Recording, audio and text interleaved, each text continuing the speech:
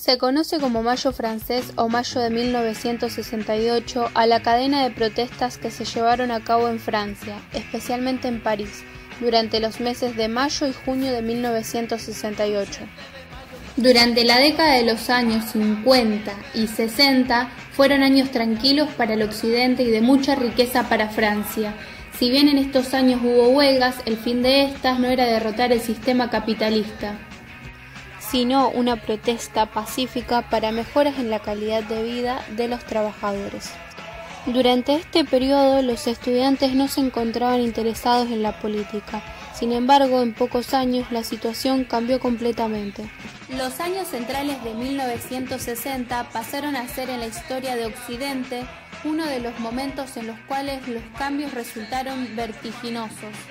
Este periodo muestra fuertes cuestionamientos que estuvieron marcados por un sentimiento de rechazo de los valores establecidos y por un intento de modificar las estructuras sociales y políticas que se impusieron a partir de la Segunda Guerra Mundial.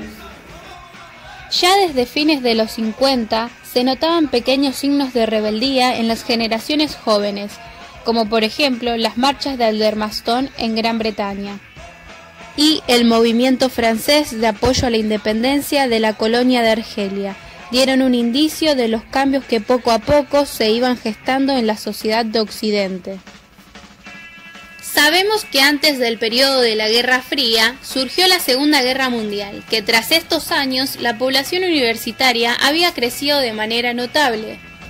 Y ya en Francia, para fines de la década 60, había más o menos 650.000 estudiantes.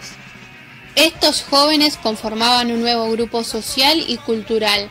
Por esta misma razón, no podían encajar con las estructuras de la sociedad. Estos fueron los encargados de levantar las banderas del cambio y de reivindicar la vía revolucionaria como forma de conquistar un nuevo orden político y social. Esta serie de movimiento estudiantil francés protagonizaron en 1968 una de las revueltas más grandes de la década, la cual demostró que los jóvenes realmente pretendían encabezar un cambio social y político. Estos movimientos, como nombramos anteriormente, fueron iniciados por solamente grupos estudiantiles, contrarios a la sociedad de consumo, el capitalismo, imperialismo, autoritarismo y que en general desautorizaban las organizaciones políticas y sociales de la época, como los partidos políticos, el gobierno, el sindicato o la propia universidad. Luego a este movimiento estudiantil inicial pronto se le sumarían grupos de obreros industriales, los sindicatos y el Partido Comunista Francés, dando como resultado la mayor revuelta estudiantil y la mayor huelga general de la historia de Francia y posiblemente de Europa Occidental, secundada por más de 9 millones de trabajadores. El movimiento estudiantil tuvo influencias del movimiento hippie que se extendía.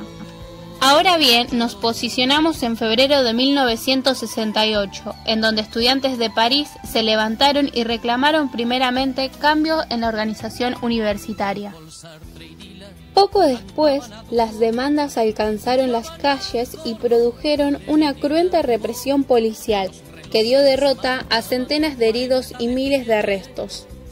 Frente a esta situación de violencia, es entonces cuando los estudiantes comienzan a recibir apoyo de los grupos y organizaciones obreras, que determinaron la convocatoria a una huelga general para el 13 de mayo y reunieron en las calles de París a 800.000 personas.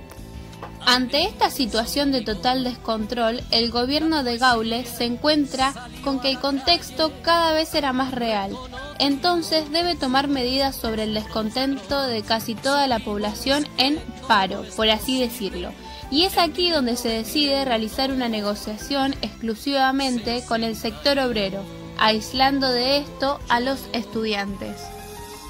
Es así como lleva a cabo los acuerdos de Grenelle, que consistía en una suba del 35% del salario mínimo y el 10% del salario real. Pero aún así, las subidas del salario ofrecidos no fueron suficientes para quienes reclamaban, y la mayoría de los obreros rechazaron la oferta. Con este ambiente, a Gaulle no le quedan alternativas más que disolver la Asamblea Nacional y convocar elecciones anticipadas, dando así, junto con esto, un comunicado llamando a movilizarse contra el comunismo totalitario, lo que produjo que las protestas fueran perdiendo intensidad tras vivir otras protestas que se realizaban en las mismas calles, pero estas eran a favor del gobierno. A pesar de que en junio todavía había disturbios y movilizaciones, poco a poco se podría decir que se estaba volviendo a la normalidad. El gobierno francés dispuso expulsar del país a los principales líderes universitarios y el ministro de Educación tuvo que presentar su renuncia. Las elecciones propuestas fueron ganadas por Gaulle, sin embargo duró muy poco tiempo, ya que un referéndum sobre unas reformas acabó con la vida política de este mismo. Los sucesos que se mencionaron como Mayo francés tuvieron repercusión en la mayoría de los estudiantes del mundo entero.